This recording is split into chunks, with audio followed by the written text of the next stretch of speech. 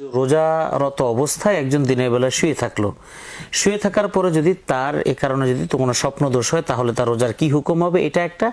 সে সাথে আরেকটা বিষয়, আমাদের সমাজ একটা প্রচলিত ভুল ধারণা আছে যে রোজারত অবস্থায় হয়তো দিনের বেলা একটু আমার ঘুম আসতেছে, ওই একই বেডে আমার স্ত্রী এবং আমি ওখানে শুই, কিন্তু রোজার কারণে আমি মনে করি যে স্ত্রীর সাথে হয়তো শোয়াও যাবে না, স্ত্রীর কাছাকাছিও হওয়া যাবে না। এই যে বিষয়টা, আসলে এতে কি কোনো রোজার কোনো ক্ষতি হবে কিনা? আসলে স্বামী স্ত্রীর সাথে যে সম্পর্কের যে পরিধিটা, এই পরিধি মাহে রমাদানকে সম্মান জানিয়ে এবং রোজা রেখে কতটুকু আমরা রক্ষা করতে পারবো?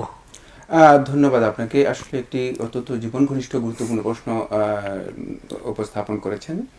প্রথম কথা হচ্ছে, রোজাদার ব্যক্তি যদি কোনো কারণে রোজারত অবস্থায় দিনের বেলায় অথবা মানে দিনের কোনো একটা অংশে স্বপ্নদোষ হয়ে থাকে, তার সিয়াম নষ্ট হবে না। আমাদের অনেক ভাই আছেন যে মনে করেন যে স্বপ্নদোষ হয়ে গেছে, আমার রোজা নষ্ট হয়ে গেছে, তখন তিনি রোজা ভঙ্গ করে ফেলেন। এই কাজটি ভুল।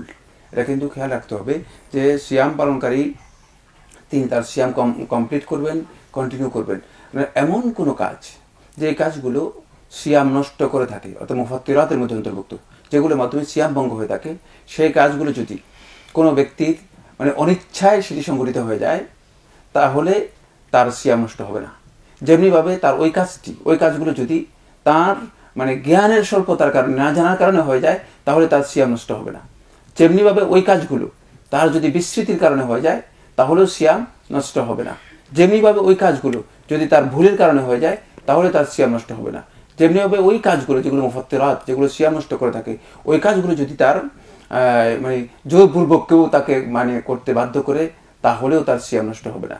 সুতরাং স্বপ্নদোষ এটা কারো ইচ্ছার মধ্যে নয়, এখানে তার সিয়াম নষ্ট হবে না। এক্ষেত্রে তিনি তার সিয়াম কন্টিনিউ করবেন।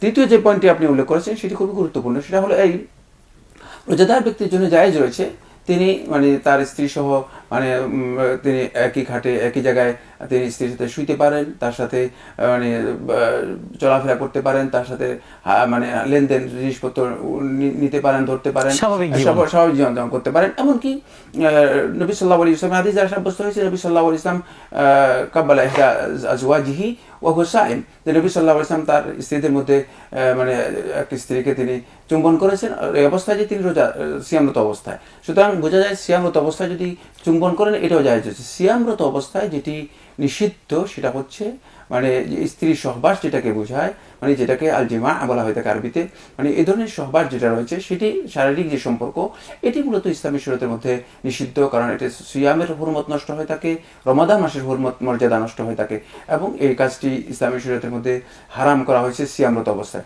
বাকি এছাড়া পারিবারিক যে সমস্ত কাজগুলো রয়েছে সেগুলো করা জায়েজ রয়েছে। সেক্ষেত্রে যদি কেউ মানে তার স্ত্রীর সাথে ঘুমান, এটা তার জন্য সিয়ামের কোনো ক্ষতি নেই। এই কাজটাকে বাদ দিয়ে আনুষঙ্গিক অন্য বিষয়গুলো, অন্য কাজগুলো যেগুলো রয়েছে সেগুলোতে সিয়াম নষ্ট হবে না, সেগুলো তিনি করতে পারবেন।